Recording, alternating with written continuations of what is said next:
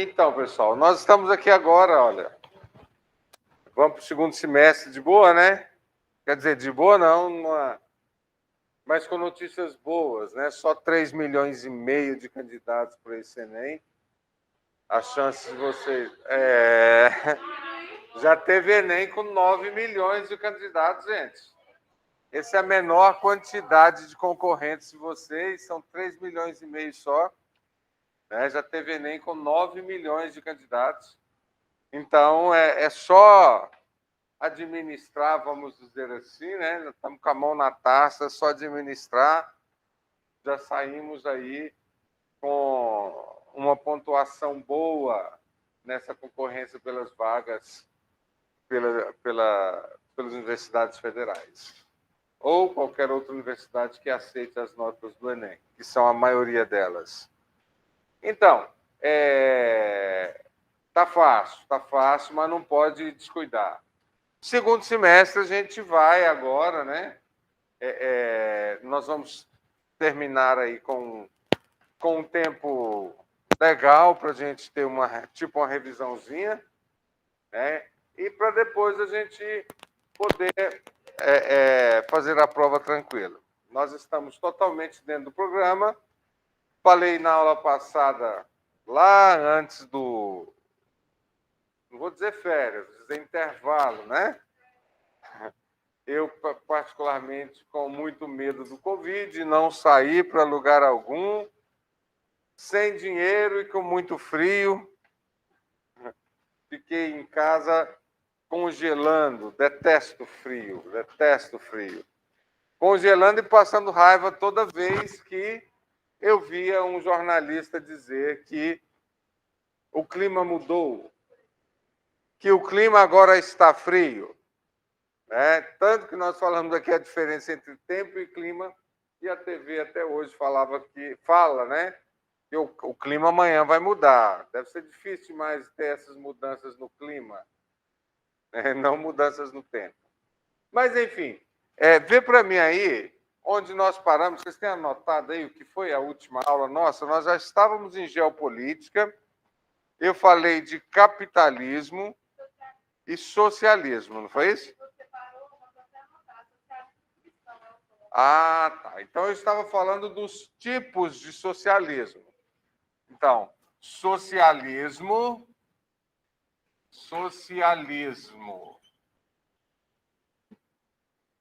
Pessoal de casa, se a cor aí não tiver legal, eu troco, tá?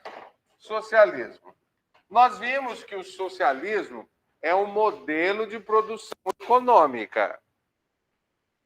Modelo de produção econômica é a forma como a sociedade está organizada para produzir a sua sobrevivência. É simples assim. Vimos no semestre passado que ninguém criou o capitalismo. Por isso a gente diz que o capitalismo é histórico. Vimos também no semestre que o socialismo ele foi criado pela cabeça de pensadores. Por isso afirmamos que o socialismo é científico. O capitalismo surgiu do desenvolvimento técnico-científico. Não teve uma pessoa que parou e pensou e falou que legal, ó, se a sociedade feudal mudasse assim, assim, assim, seria legal. Então não teve isso. O capitalismo surgiu da evolução da própria tecnologia, que foram criando novas formas de relacionamento e novas formas de trabalho. Isso cria novas situações. Por exemplo, nós estamos aqui com uma parte da turma presencial e uma parte da turma online. É uma nova forma de relação de trabalho. Eu que já tenho, por exemplo, mais de 30 anos de sala de aula, né? Vivi que é uma relação de trabalho completamente diferente de quando eu comecei, quando eu terminei meus cursos na universidade. Então, isso vai formando novos costumes, novas formas de trabalhar, formação da sociedade. Aí tem o capitalismo. Só lembrando, o capitalismo hoje, ele é fruto de todo esse processo histórico. E ele surgiu na Europa, ele surgiu no feudalismo na Europa. Aí veio grandes navegações, primeira, segunda, terceira revolução industrial. Há quem diga que nós estamos na quarta revolução industrial hoje. Então, neste contexto, surgiu o capitalismo. O capitalismo, ele é fruto de uma relação de exploração. O capitalismo tem 5 características, vocês não podem esquecer nunca: lucro, propriedade privada, divisão de classes, trabalho assalariado e monetarização. E essa monetarização está modificando, mas continua a monetarização. Você já não anda mais com dinheiro no bolso, ou só com alguns trocadinhos. Seu dinheiro hoje é o dinheiro de plástico. É o cartão, débito, crédito, Pix. Até o celular hoje representa a monetarização. Entendeu? Então, isso é a base do capitalismo. O capitalismo sobrevive dessa exploração do trabalhador. A maior riqueza da burguesia não está na venda de seus produtos. Está no baixo salário pago ao trabalhador. Isso é luta de classes. É mais-valia o nome disso. Marx chamou de mais-valia. O maior lucro dos donos do Colégio Planeta não estão na mensalidade de vocês. Estão onde? No pagamento dos prestadores de serviço. Entendeu? Então, é uma realidade do capitalismo. Mesmo com a automação, o que a automação faz? Tira a mão de obra humana e substitui pela máquina. Aí o lucro é total. O cara não paga férias, salário, nem 13º, nem fundo de garantia, nem nada. Então, quanto mais esse desenvolvimento... Por isso que o capitalismo incentiva muito o desenvolvimento técnico-científico, significa aumento de lucro. Bom, quando veio a Revolução Industrial, o capitalismo, usando dessa máxima, transformou a Europa no pior lugar do mundo para se viver. Tinha lugares na Europa que os escravos da América talvez viviam melhor, porque pelo menos acesso à comida eles tinham. Comida precária, mas tinha acesso à comida. Por isso que, no período da Revolução Industrial, os europeus vão se espalhar pelo mundo com as suas imigrações. Neste contexto, só falando aqui, nasce o socialismo. Alguns pensadores burgueses, por que eu digo que eram burgueses?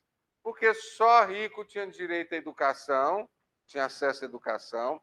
Alguns pensadores burgueses, não concordando com essa situação, começaram a colocar as ideias no papel.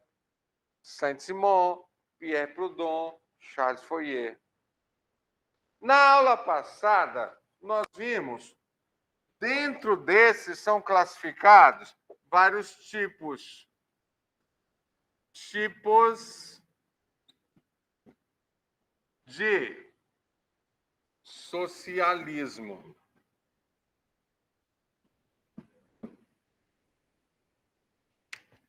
Primeiro tipo, nós vimos na aula passada, no semestre passado.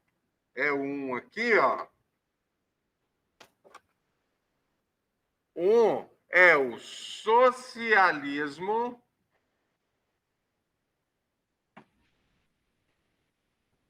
utópico.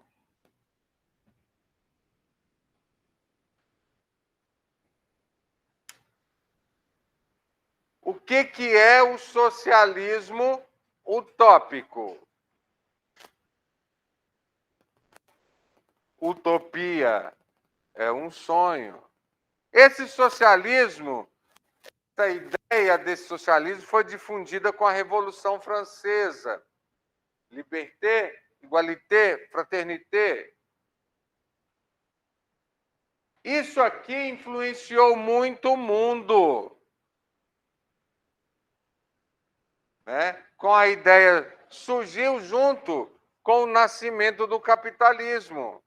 O capitalismo surge com a ideia de liberalismo, e aí parte desses intelectuais da época, eles começam a discorrer sobre uma mudança no sistema e a formação da sociedade.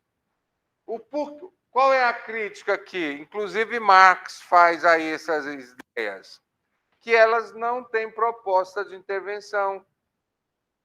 Esses caras acreditavam que a ideia de liberdade, igualdade e fraternidade iriam atingir o mundo mais cedo ou mais tarde. Como isso iria acontecer? Não sei, mas um dia iria acontecer. Por isso, sem proposta de intervenção, é um socialismo utópico. O segundo tipo de socialismo foi onde nós paramos. É o socialismo cristão.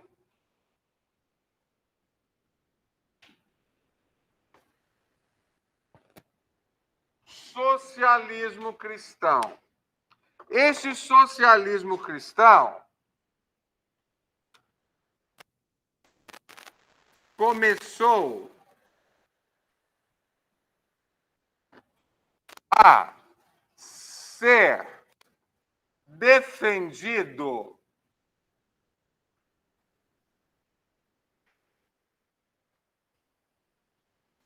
por parte da Igreja Católica. Só tinha essa na época. Ele começou a ser defendido por parte da Igreja Católica, que ainda trazendo valores do feudalismo, achava que o lucro exorbitante era pecado. Achava que, pelos princípios cristãos, Deus disse ao rico: distribua sua riqueza e me siga. Achava que era desumana a exploração imposta pela Revolução Industrial. Era pecado tamanha exploração feita ao trabalhador. Então, se o burguês que teme a Deus é explorador, acha que isso aqui, que a igreja não está servindo a ele, o que o burguês vai criar? Outra igreja. Ó, a Revolução Protestante. Martinho Lutero, João Calvino. Nasce o cristianismo, protestantismo. O protestantismo nasce das ideias burguesas. E essa igreja aqui também, ó, como todas essas instituições, era bem hipócrita, né? Condenava o lucro, mas vendia a indulgência. vendia o perdão do pecado. Então, a gente vai ter esse socialismo. A Revolução Francesa precisava de alguns radicais para ela acontecer. E esses radicais vai levar ao surgimento do terceiro tipo, anarquismo.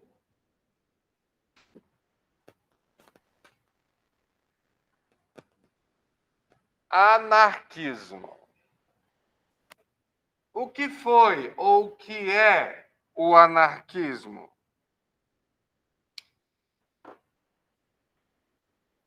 Defendem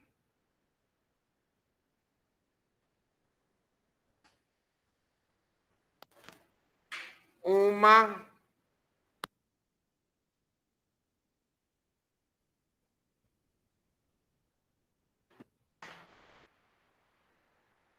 sem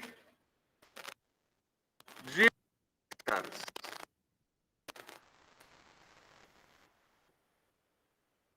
E sem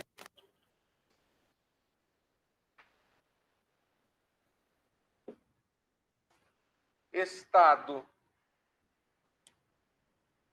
O anarquismo é a base do comunismo.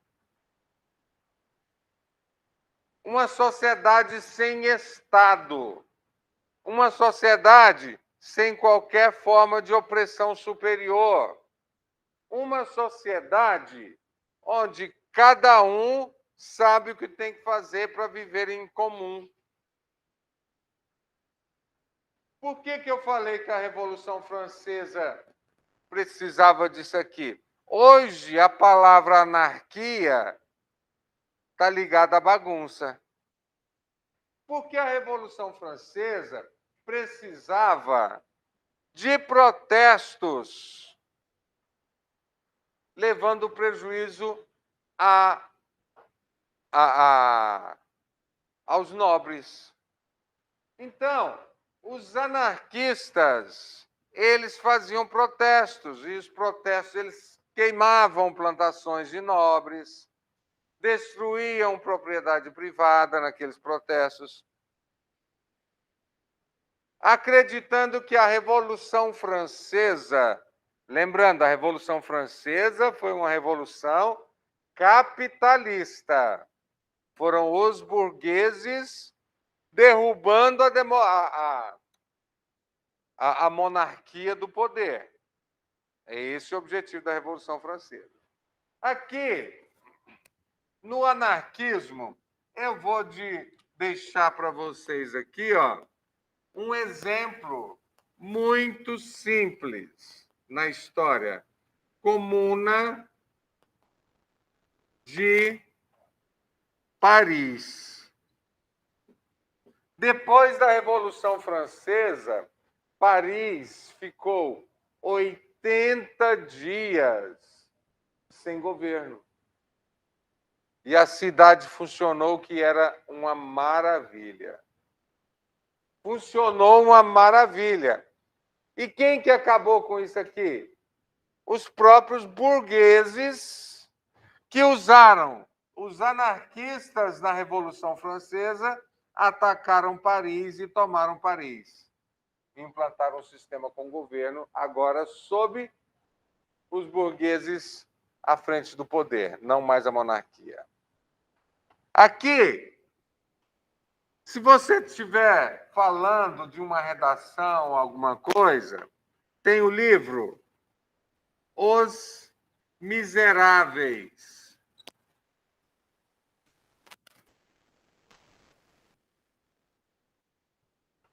Que fala da história de uma família durante a Revolução Francesa. Não vou pedir você ler esse livro, porque ele tem o quê? Um calhamaço desse tamanho. Mas se você começar a ler, eu tenho certeza que você não vai parar. Maravilhoso esse livro. É entre os best-sellers mundiais. O anarquismo. O que o anarquista... Qual é a crítica? Estou falando sobre uma ótica de Marx. Qual é a crítica aos anarquistas.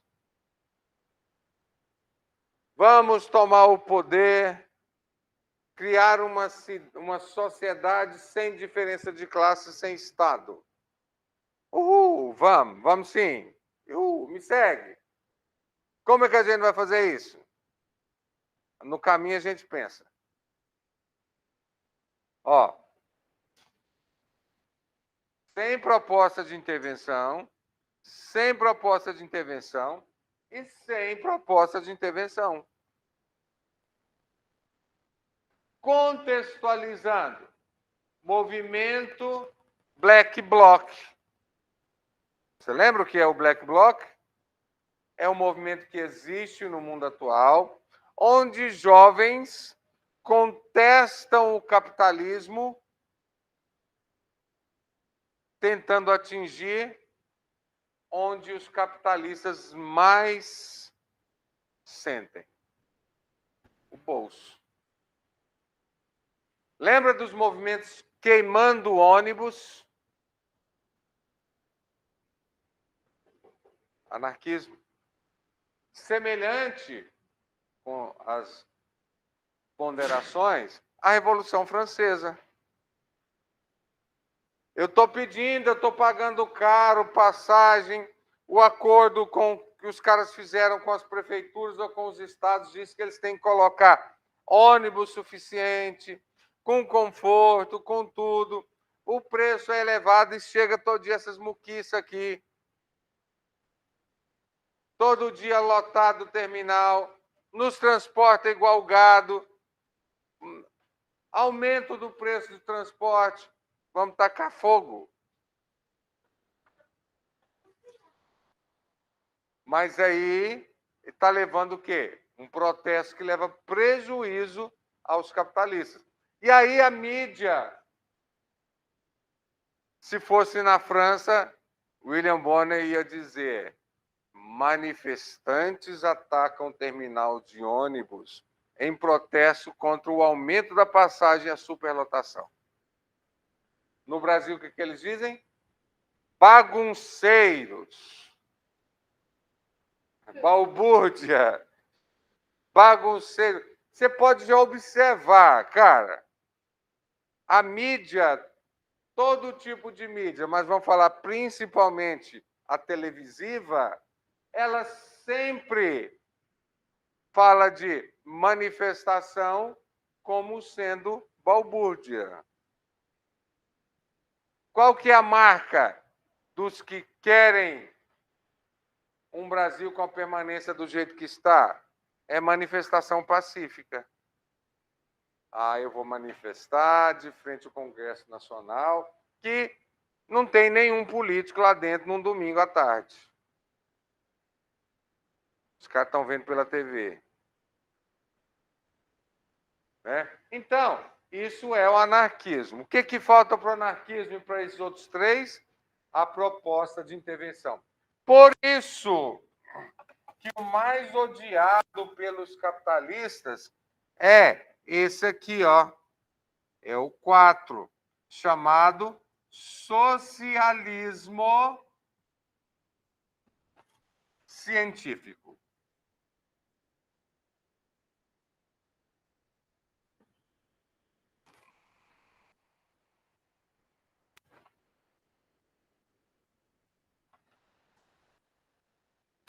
Socialismo científico. Nesta fase, vamos pegar o princípio básico dessa fase. Esse aqui foi escrito, idealizado por Marx e Engels. Então, eles acreditam que o socialismo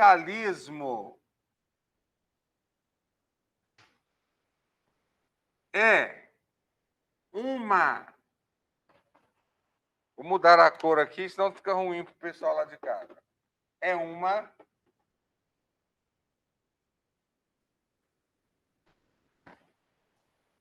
fase intermediária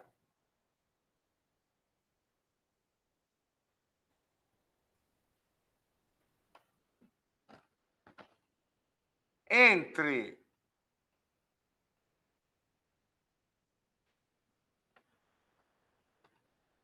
o capitalismo,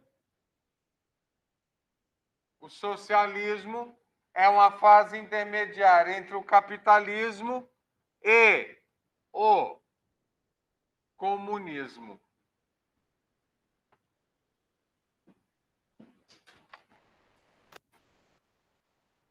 Para eles, o socialismo é uma evolução do capitalismo.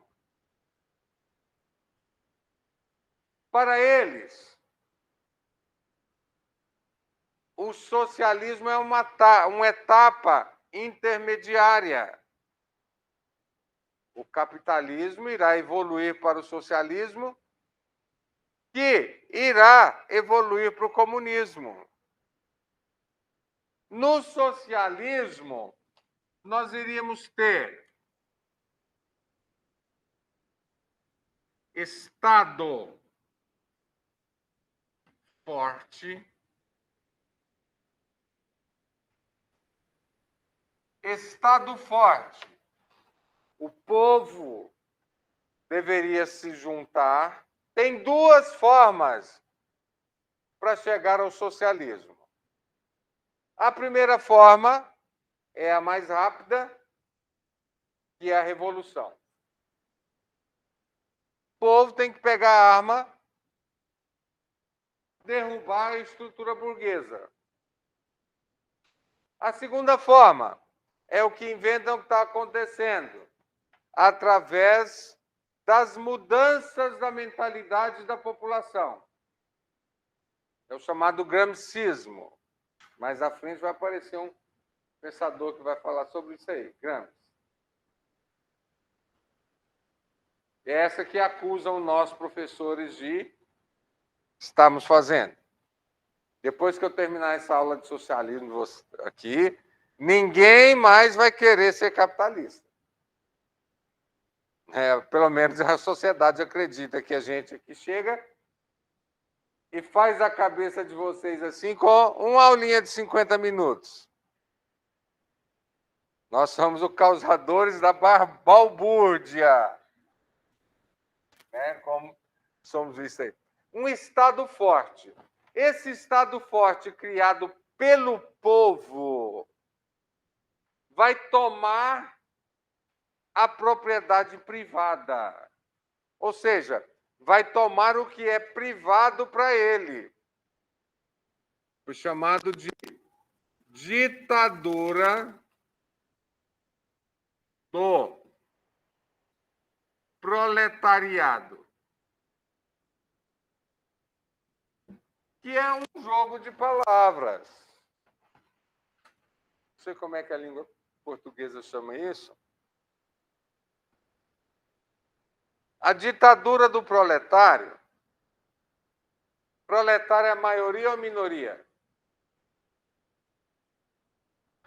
Ditadura é o governo a partir do princípio da minoria. Como é que é? Eu troquei para enxergar o pessoal aqui, que o outro está fraquinho, tá? Foi para destacar, não. Estado forte, ditadura do proletário, que é uma contradição. Se o proletário é maioria, o Estado vai governar pela maioria. E aí não é ditadura.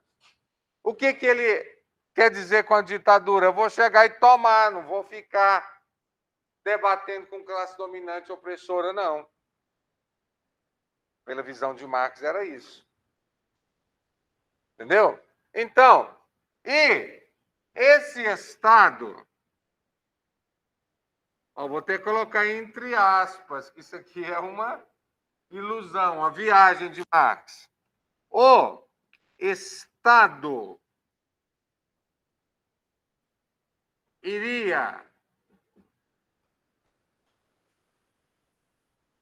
trabalhar em prol da população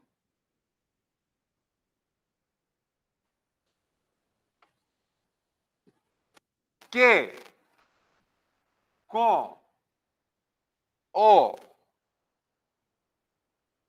passar do tempo,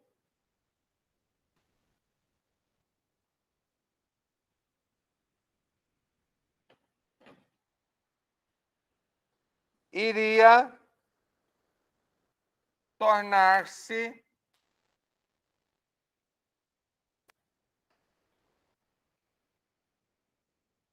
vou colocar bem baixinho que só falta uma palavra. Obsoleto.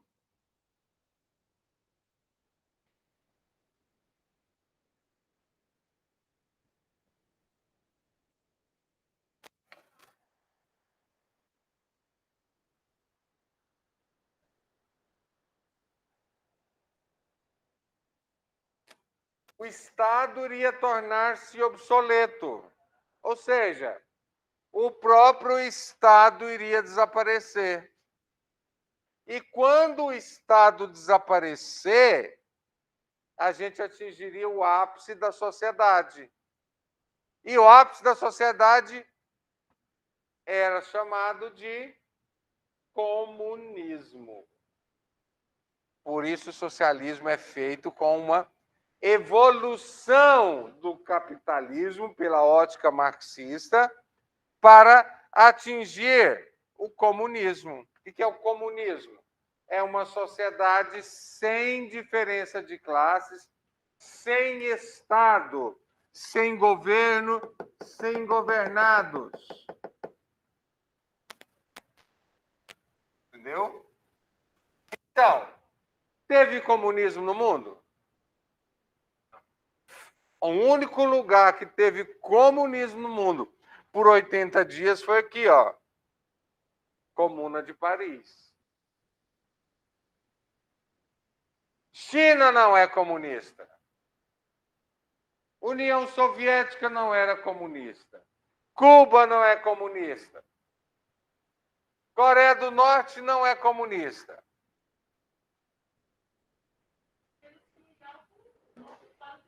Sim, porque isso para eles.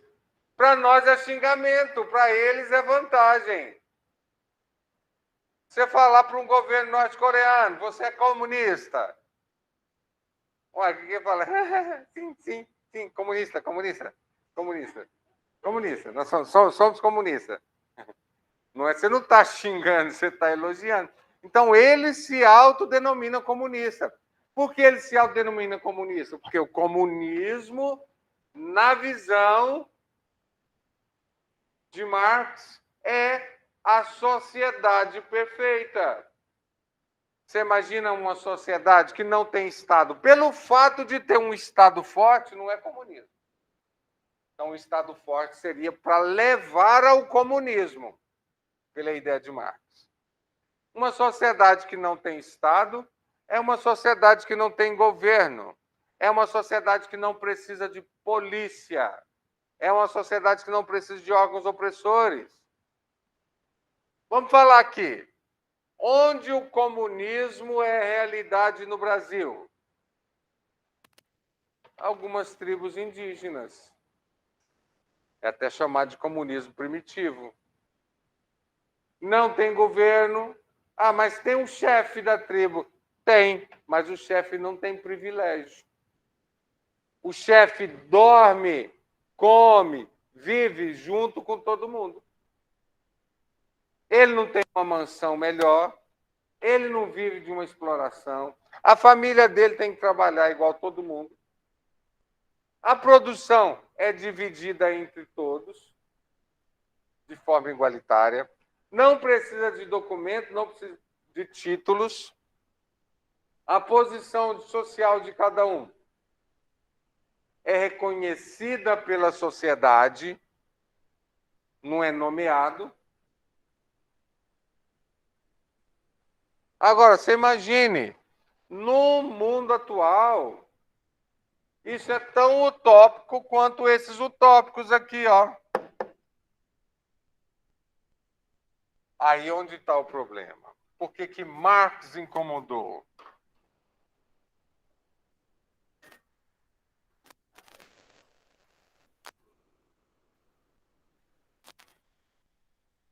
que Marx e Engels mais estudaram, gente? Sim, grandes sociólogos. Mas qual o tema que eles mais estudaram? Foi o capitalismo. Não foi o socialismo. A melhor definição de capitalismo foi Marx e Engels.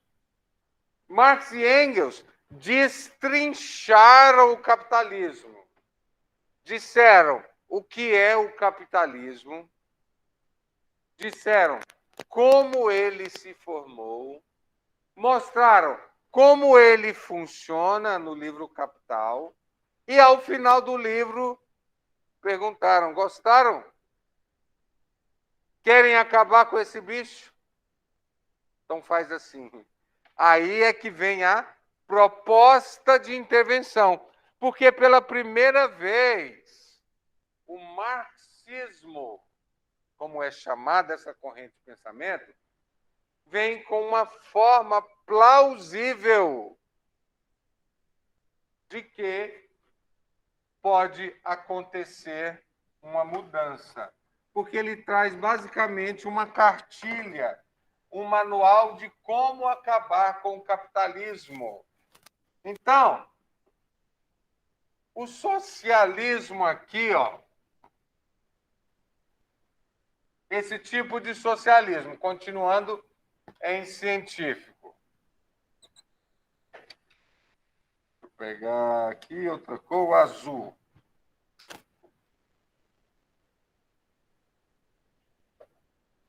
Surgiu no século XIX, com pensadores alemães, Karl Marx e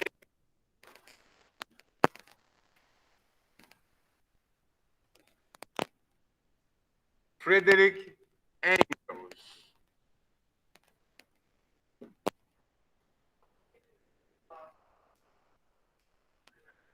Stalin.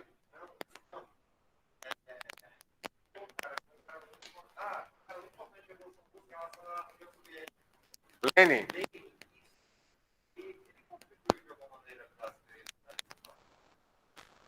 Lenin, ele pegou o marxismo e se adaptou à realidade da Rússia na época. E qual foi o papel de Lenin? Juntar os trabalhadores e o povo numa revolução contra a burguesia. Foi o líder da revolução. Arquitetou a revolução. Arquitetou, liderou, e Stalin comandou a parte truculenta da revolução. As guerras, as invasões, a tomada de propriedade de forma truculenta foi Stalin. Bom, surgiu no século XIX, por volta de 1840, então na metade do século XIX, Marx e Engels eram dois burgueses alemães, professores universitários, tinham acesso a jornais, revistas, eram os intelectuais da época ali na Alemanha, na Europa. Marx e Engels criaram ou estudaram o capitalismo.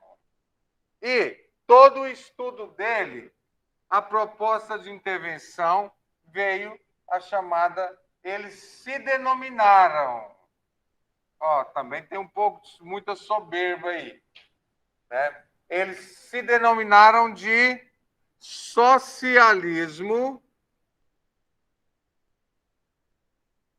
científico.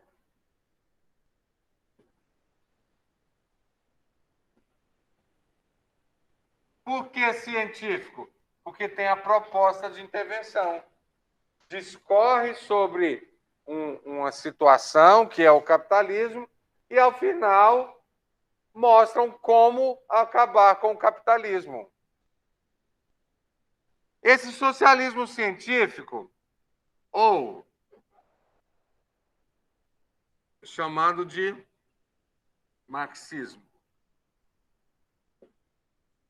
Em alguns lugares, marxismo-leninismo. Por que Marx ficou mais famoso que Engels? Porque Marx levou tão a sério as suas ideias que ele nasceu rico e morreu falido. Morreu pobre. Morreu pedindo dinheiro para Lenin, emprestado. O que fez a sociedade, principalmente organizada através da igreja, se revoltar contra Marx? As ideias de Marx. Como?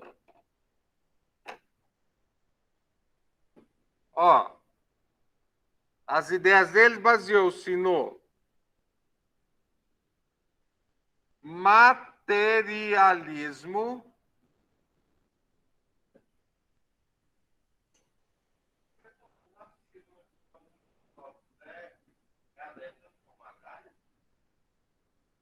Cara, a questão de reforma agrária, muita gente pensa que é coisa de comunista.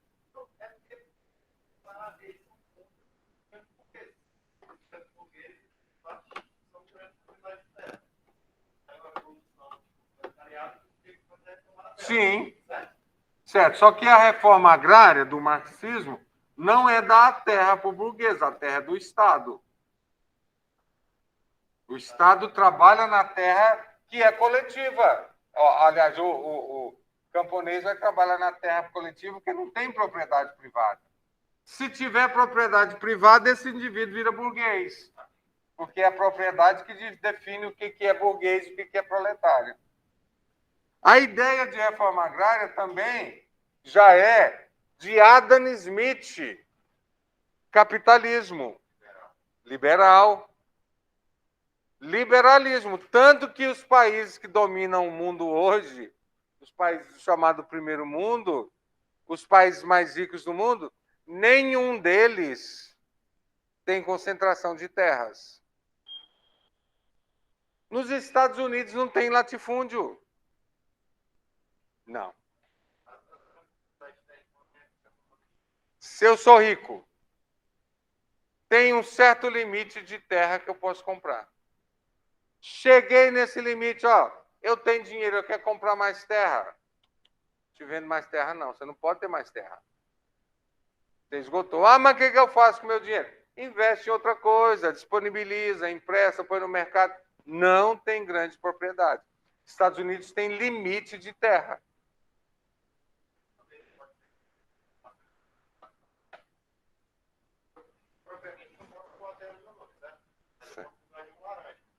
Sim, mas o laranja não te garante que a terra é sua. Depois que eu morrer, o laranja pode ficar com a terra para ele. Por mais que a minha família vá atrás, está no meu nome, foi eu, paguei o imposto certinho. Como é que você diz que é sua? Você está doido? Você está doido? Olha aqui, no meu nome, você está doido?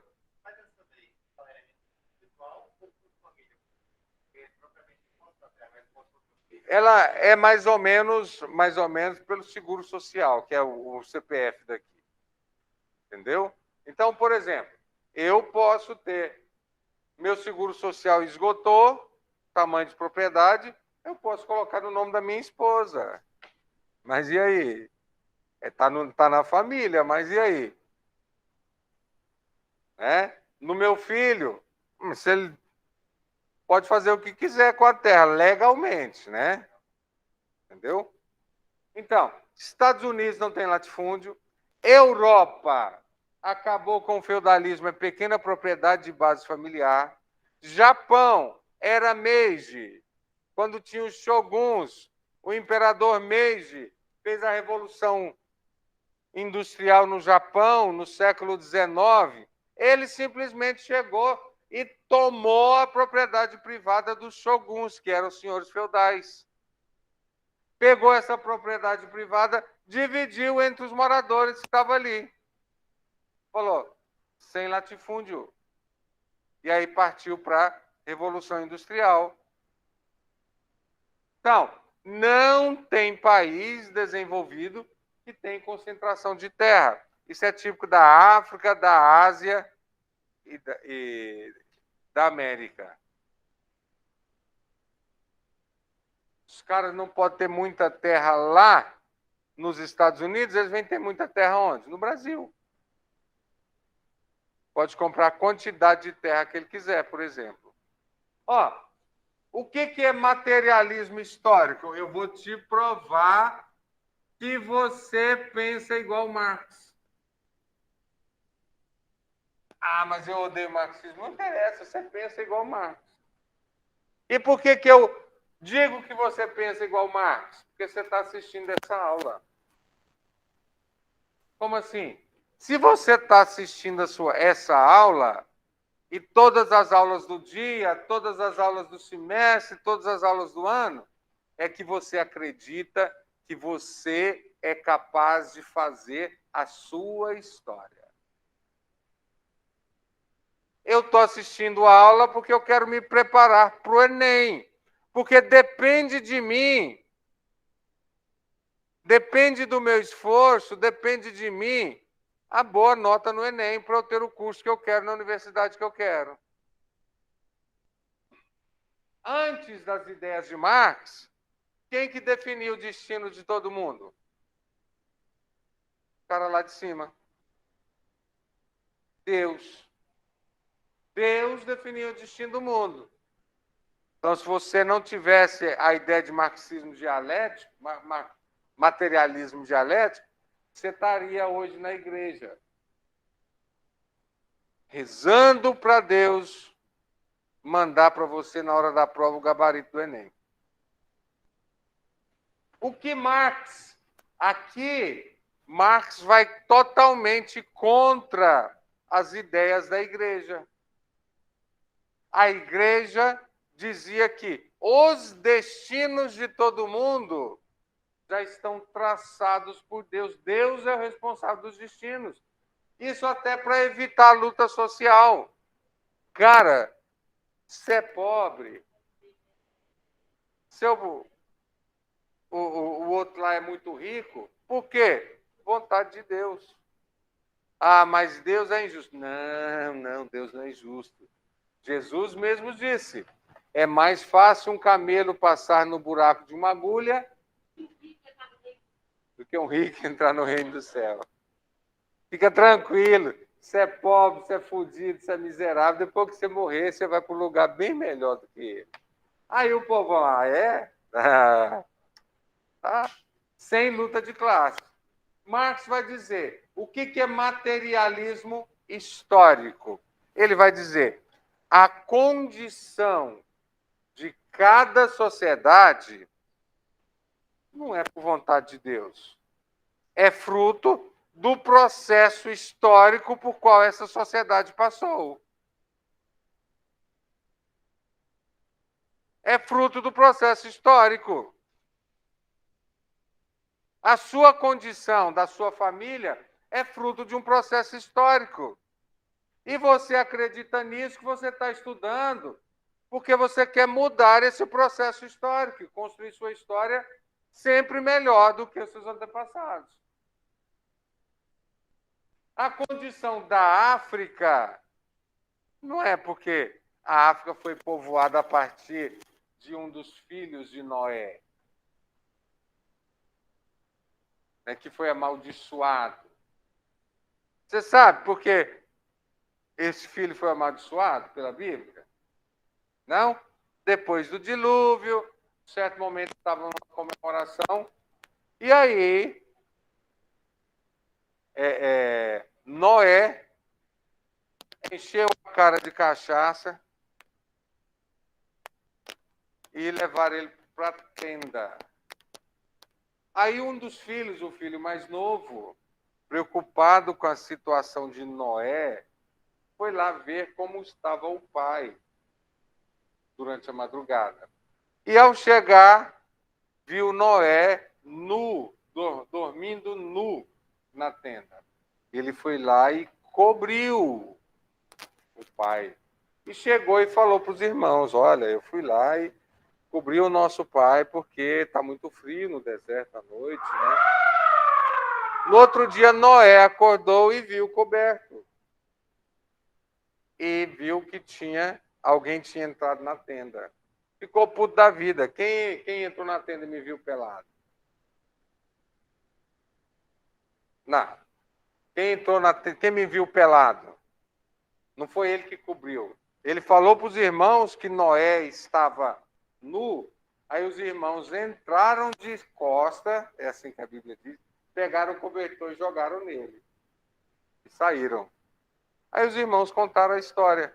Aí o pai amaldiçoou o filho que o viu nu, expulsou ele da África. Por isso que hoje alguns religiosos dizem que a África é amaldiçoada. Isso tudo porque viu o pai pelado. Por isso que a Bíblia serve para orientar os religiosos, mas não pode ser levado ao pé da letra, né, gente? Bom, aqui, ó, materialismo histórico. Um outro tema que eu vou deixar aqui para a próxima aula é a dialética. Daqui a pouco eu volto com vocês.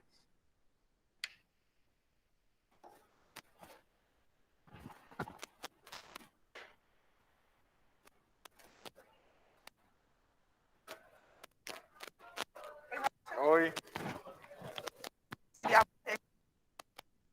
Os equipamentos. Vou tirar. Aí. Obrigada. Obrigado.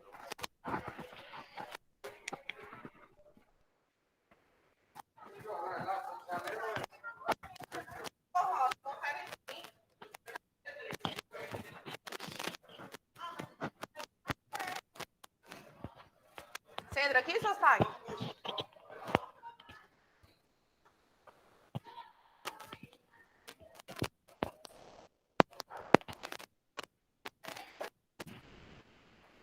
Bom dia.